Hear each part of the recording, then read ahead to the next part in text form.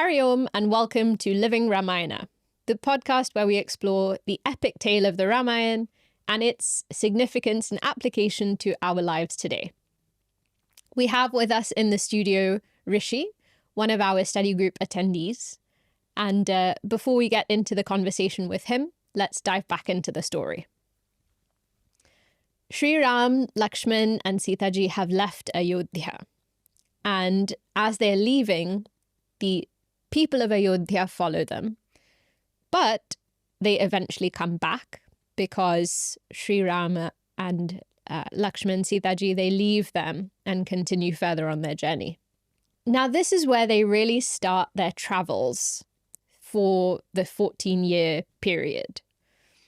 And there is this real mood of deep sorrow that is created, whether, in whichever version of the Ramayana that you're reading, whether it's the Valmiki Ramayana or the Tulsi Ramayana, the authors both create this real sense of grief that everyone is experiencing, whether they have been left behind in Ayodhya, whether they are meeting Ram, Sita, Lakshman on the way, whether they're just kind of living in the villages that these three are passing through as they're traveling.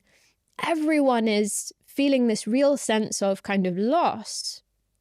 One, at being left behind, but two, all the people who see them walking are also wondering, what could have happened? Like, what terrible thing could have happened for these three who clearly look like they're, used to living in palaces and who clearly look as though they belong to some royal family.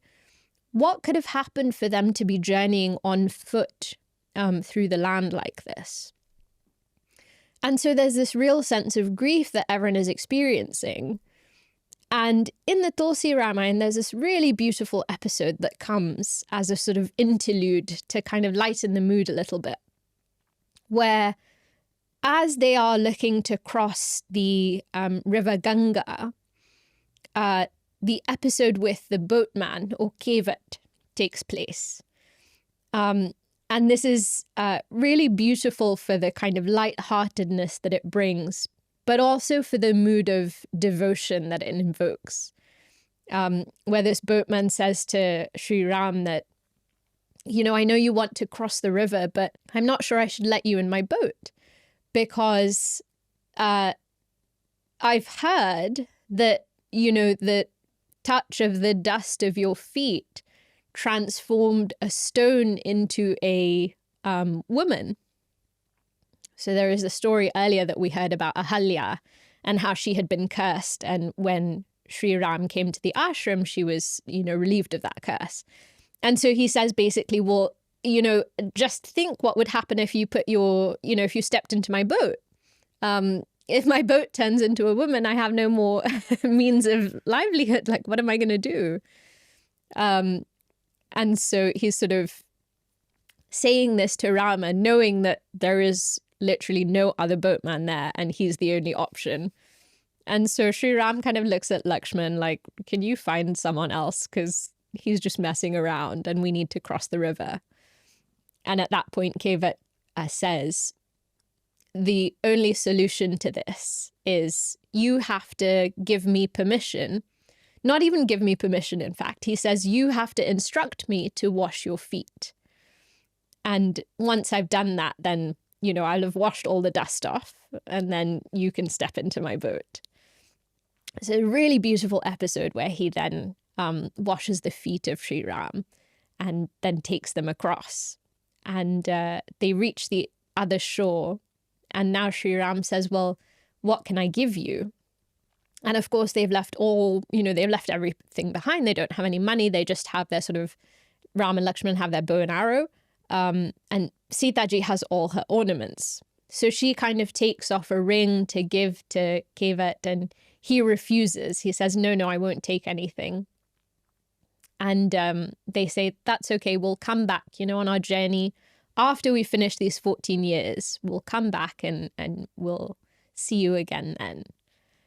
And so he's this figure who brings this levity to, the situation where everyone is sort of drowning in grief. So they cross the river, and as they're journeying, they arrive at the city of Prayag, where the three rivers meet. And there, Sri Rama meets Bharadwaj Muni. So this sage who lives in that near to that city.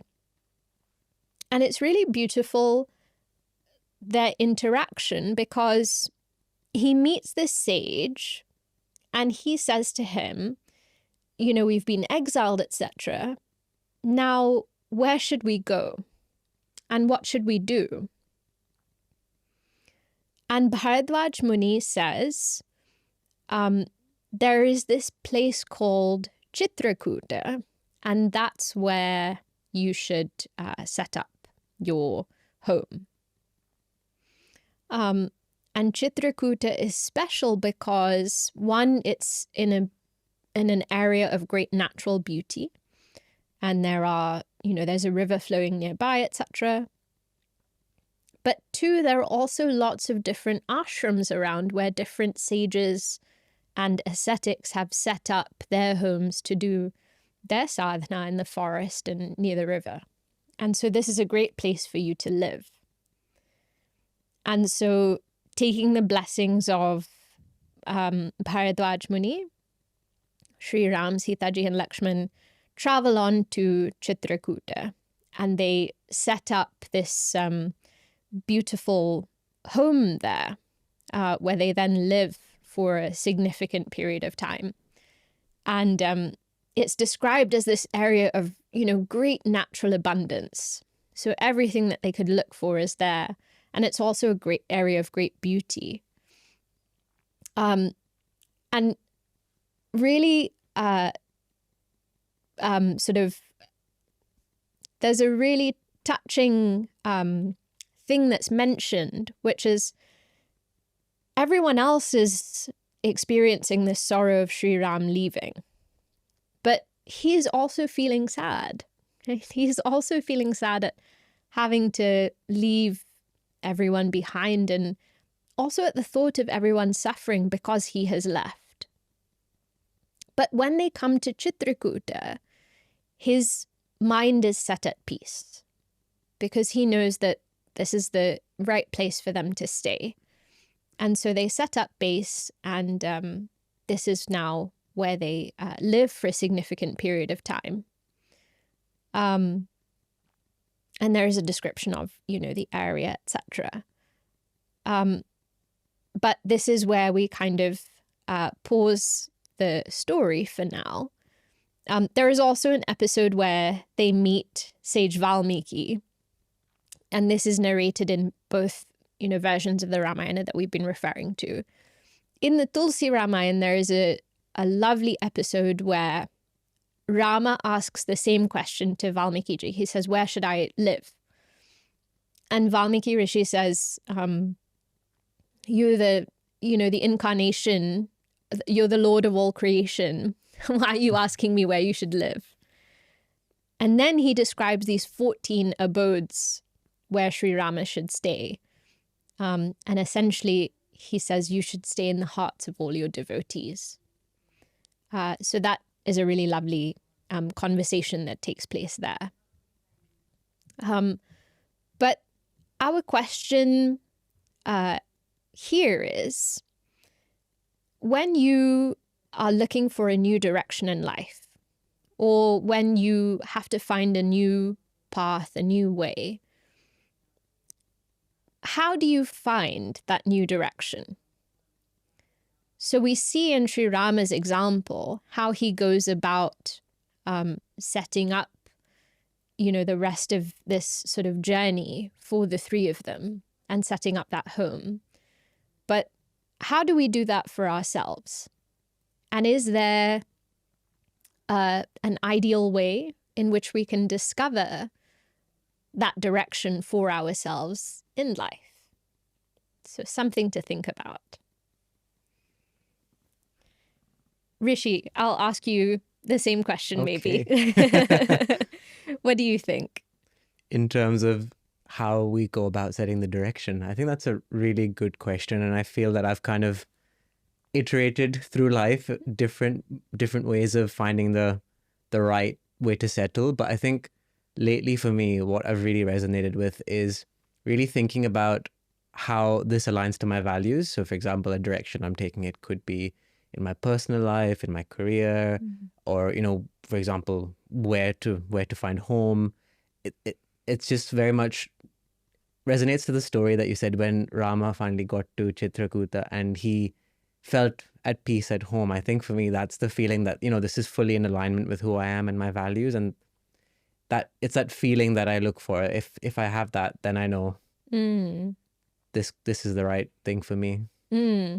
That's such a, I think it's such a great way of looking at it, because we know that when we're measuring things according to our values, then we can be grounded in that decision. And it's not something that we have to kind of doubt or rethink, which often happens, right? When you're making big decisions like that, then it's easy to be pulled into that kind of doubting mood of the mind. So yeah, values is a great way of measuring that. Yeah, but I can't say that I figured that out immediately. There was a lot of just trial and error along the way. And it was only around last year where I actually started to realize that actually a lot of what I do is driven by my values.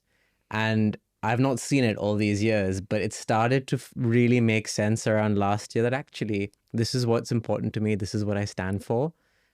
And every decision since then has felt easier. I can't say it's been effortless because I'm still, of course, learning along the way, but every decision has felt easier and it feels like, right, is this in alignment? Yes or no? And I just take it from there. Nice. But I guess relating to the story, a question that I had actually was throughout this process of Ram, Lakshman, and Sita settling in Chitrakuta, so Ram sought the advice of sages. And I guess for me, the question is, how do you kind of strike that balance when it comes to finding what your next path is, or in this case, where you settle? To what extent do you kind of listen to the advice of a sage or you follow your inner voice? That's something that I've been wondering, actually. So I think it's a really great question because, and you know, this comes up a lot when people read the Gita, for example, because they say, well, you know, it's okay for Arjuna because he had Krishna right in front of him, but what about the rest of us, right? we don't have him. So one, I guess, around asking for that kind of advice, but also finding a way to tune into our own intuition and inner voice, like you said, is also important. I think the thing about listening to the advice of people who have that wisdom and have that understanding and who have the experience is we know that we won't kind of be led astray when we do that. Like that's the kind of assurance that I think is there when, you know, we're able to follow that advice. And I think the thing with following our inner voice is we just have to be careful that we're not following the voice of the mind, because it changes, right? Like the mind can decide on one thing one day and the next day have a completely different impulse or a different desire. And the trouble then is if I decide to listen only to that voice, then I will be in this constant state of kind of, you know, not necessarily confusion, but like running in all sorts of different directions. Which is not to say that we can't cultivate like a reliable inner voice. We can, right? We can cultivate intuition. But how that happens is actually through following the advice of our, whether you say it's our teachers or the teachings of the scriptures, or, just listening to people who have that wisdom, that's the way that actually it gets cultivated. Because in the process of following that teaching and applying it in our life, what we're doing is we're gaining that understanding, right? Which we didn't necessarily have before, of, say, our values or what's right and wrong in any given situation. And when we actually act according to it, then we are training our mind. And so the mind that gets trained according to our knowledge of right and wrong and according to our values, that mind, it can be relied on more not to lead us astray, right? Yeah. It's like when you're I think I gave this example earlier, but like when you're training a puppy, right? You kind of, that puppy is going to have its own impulses, right? Yeah. But in order for it to be able to, in order to be able to leave that puppy alone at home, it has to first be trained to kind of follow certain patterns of behavior. Yeah. And once it's trained, then you're fine, right? Yeah. Then you can take it out, you can leave it at home, you can do whatever you want. But until that point, it has to be like supervised all the time. Yeah. And that's the thing with the inner voice, is until we get to a point where we kind of won't be led astray, right? Or be following a mind that is going to make those kind of mistakes, it's really important to be able to kind of check that impulse or check that voice that speaks to us from within.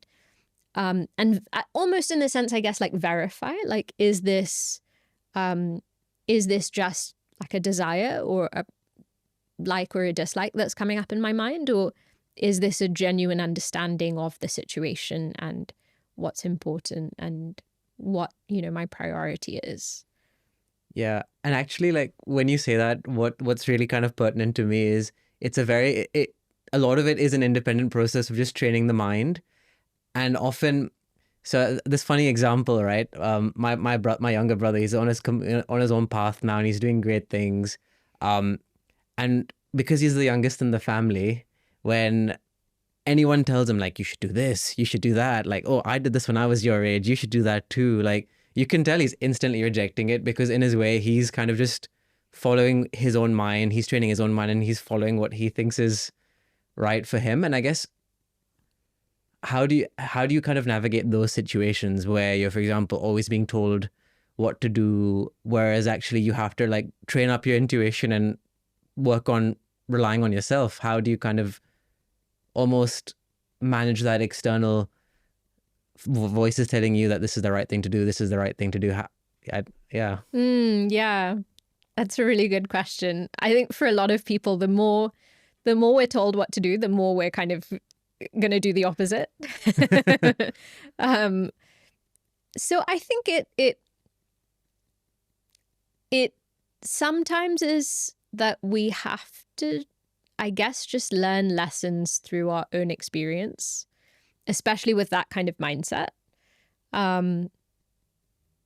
For some people, it's really easy to be told what to do and then to weigh that up and then maybe still think, no, you know what, I'll still just do what I thought. Or equally, it could be like equally easy to follow the advice, right? And to say, yes, I'll do that. Yeah. And sometimes what happens there is we save ourselves a little bit of trouble, right? Because you're saving ourselves from making the mistake that other people have made and lived through, and therefore, on the basis of that, they're telling us, they're giving us the advice. I think for some people, it's much easier to feel that I'll make my own decisions, right? Like you said. And so it is then maybe difficult to hear what other people want us to do or think we should do.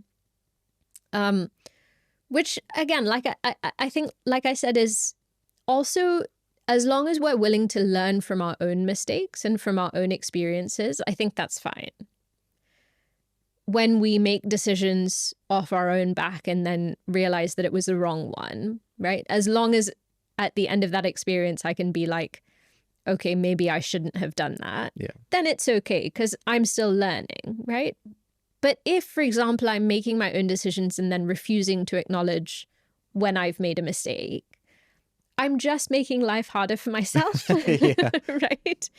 And so it is just that thing of, am I able to, I guess, just sort of reflect to a degree and really learn from my own choices and my own experiences, and be able to say, yes, that was the right thing, or no, that wasn't the right thing. And then we build up that confidence in our own ability to, make the decision or to even assess a situation reliably. Life is just really just a game of trial and error then, isn't it, when you say it like that? Because Ram, Sita, Lakshman may have not actually ended up wanting to settle any longer in Chitrakuta, for example. And it really just is a game of figuring things out. It kind of reminds me of when I moved to the UK for the first time 10 years ago as an 18-year-old student and just not knowing what to do. I remember when I had to sign up for my first bank account and it was like, do you want online banking or not online banking? And I was like, Mom, what do I do? Yeah, it really is just trial and error, figuring out what the right thing to do is. And yeah. A lot of the time it is just us having to go through those experiences, right? At the same time, the really valuable thing that I think is pointed out here is, one, like, we have to go through things ourselves, right? And when we're in a situation, we have to make a decision. But here, the decision that Sri Rama makes is not where to stay, right? The decision that he makes is, I will follow the advice of these wise people who will tell me where to stay. And so he's still making a decision, right? But he is almost handing over that autonomy to someone who he knows will, in that context, make a better decision for him because they have more knowledge and they have more understanding of, just literally like the physical environment, for example. And so that really is, it's indicative of the value of, in a way, just the value of scriptural teaching, right? Like, we are living in this world. We're having to face situations, deal with people, deal with situations, deal with our own body, deal with our own mind. And so we're the ones having to live our own life, right? And at the same time, there is so much wisdom that is available as to, what's the nature of the world? What's the nature of our mind? And how can we use that to better handle our reactions or our experiences? Like, how can we make better choices? And so it brings up this point of, again, back to your original question of following advice versus following our inner voice. It almost, I think, kind of one facilitates the other, right? Like, the more we explore these teachings and the more we kind of experiment with them in our life, right? So say, for example, I hear a teaching that gives me some advice about how to deal with a particular situation or my mind in a situation. I follow it. I learn from how relevant or, actually practical that teaching is. It teaches me about the situation. It teaches me about myself. And through that experience, I end up cultivating my own knowledge, my own understanding, and kind of, again, developing that inner voice. And so, it's like following that advice or following that teaching then helps to kind of cultivate my own inner voice that then can lead me in the right direction without me having to rely on external sources. Yeah. It's like any kid growing up, right? That's the sort of ideal in parenting, is that a child is taught how to think, and how to make decisions and how to assess situations, so that when they grow up, they are not, we don't end up like being reliant or dependent on our parents for everything, right? They raise us in such a way that we're able to then kind of go out into the world and make those decisions, like you said. So I think it can feel a lot like trial and error, but at the same time, I think like the extent to which we connect with, whether it's the story of the Ramayana and the example that we find there, or the teachings of the Gita, whatever else it is, I think the more we connect with that, the kind of, the more we have the opportunity to make decisions without necessarily having to like make mistakes, and then learn from it and then try something different. And yeah, that sort of safety net is there, with taking that path, I guess, or making decisions on that basis. Yeah. And then with the going back to the story, you had mentioned that Ram had sought the advice of these sages, and Ram is free of ego and is able to receive that advice with love. And do you think it's that ego that's blocking us from taking on that advice that people give us, the sages give us, or Shripriya, you give us as well? Is it our ego sometimes that blocks us from receiving that? Yeah, 100%. I think so. And the thing is, like, ego functions in so many different ways, right? So one is just the very kind of obvious way, which is somebody is telling me how to do something. I don't want to listen. Right? Like, why did they think that they know better than me? Very often that's like our first reaction, right? But it could express in so many other different ways as well. But ultimately, it still boils down, I think, to ego, in the sense that we find it difficult in general when we're being told what to do, right? And so maybe it's me doubting that person's advice.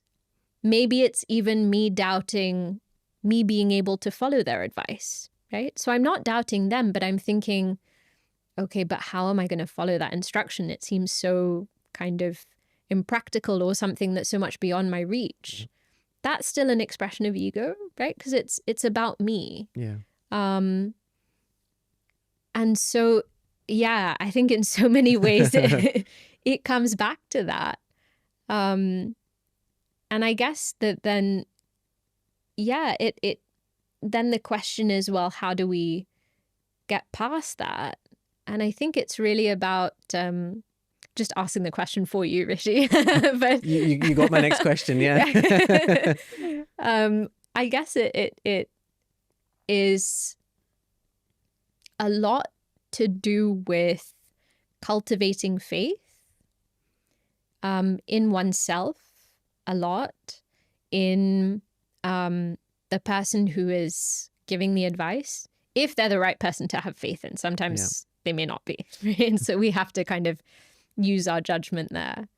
But also cultivating faith that, if I do something with the best of intention, and I'm trying my best, and I am, I want to do something good with this decision that I have to make, trusting that something good will come back to me from that, right? And trusting that something good will come out of that situation if I'm going into it with the best of intention, and also having like educated myself about the situation and having a good understanding. That we learn to be able to kind of put our ego second with the help of that faith. Yeah. Yeah. That's a really good point, actually, Shripriyaji, because so many times in situations, be it at work, you have a deadline you need to meet and you're worried about all these external factors, or this could go wrong, that could go wrong, or this person might hand the deliverable to me right before at the 11th hour. And actually, faith not only helps you put your ego to one side, it also just alleviates you of all the stress. You've put all of that, to God, and you've just said, God, I have faith in you, that I'm just surrendering to you, and everything will be okay. It's just that faith has so many. It's so layered. Yeah, definitely. And I think it's not that when you have faith that you're not approaching the situation from a practical perspective, right? Like, for example, you could know that there's someone you work with and you need something from them, like you were saying, for a project deadline, right? If I know that this person is the sort of person who will only send me their thing literally like, an hour before the deadline, then knowing that, like, I can change the way that I work with them. Yeah. And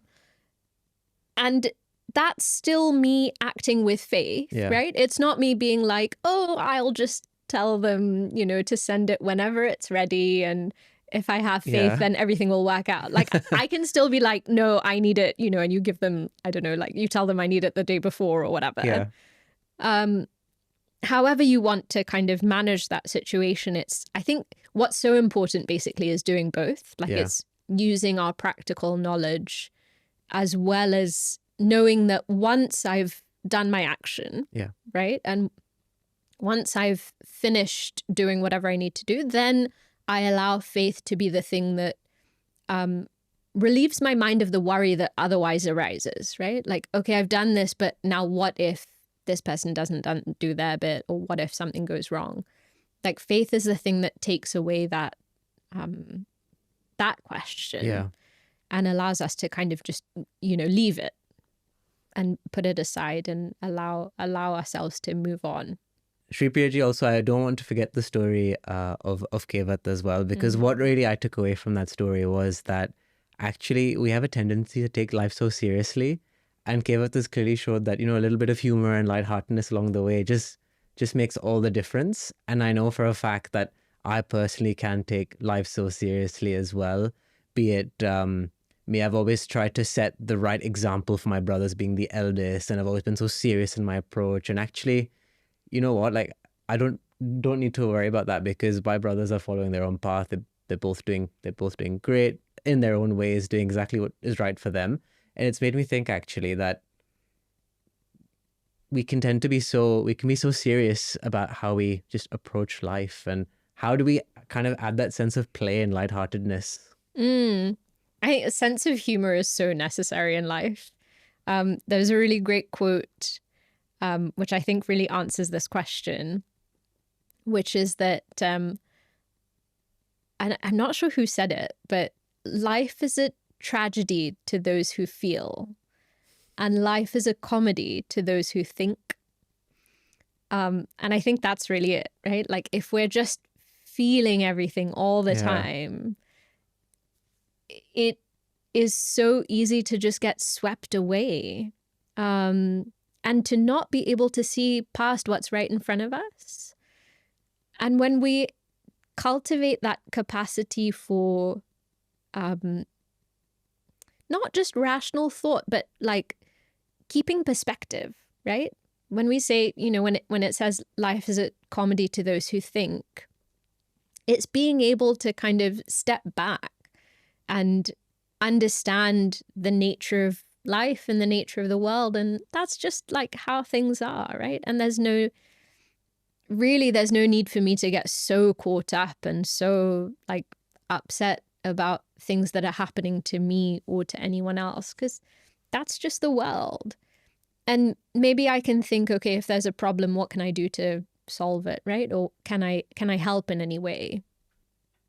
But I think it's really that when we learn how to think rightly, then it's we really develop a good sense of humor Yeah. about life and about ourselves also, right? We don't have to take ourselves too seriously either, which is a great way to go through life, I think. Thank you so much, Rishi, for joining us today. It's been a pleasure to have you on. Thank you for having me. I've always wanted to be on a podcast, and I'm glad my first one was with you, Shripriya ji. You ticked it off the list. Yeah, there we go. Done. Great. And thank you to all our listeners for joining us once again. We'll see you in the next episode. Hari Om. Thank you for listening to this episode of Living Ramayana. To stay updated on Chinmaya Mission UK's activities, visit our website chinmayauk.org and follow us on social media. Subscribe to this podcast and join us for the next episode. Hari Om.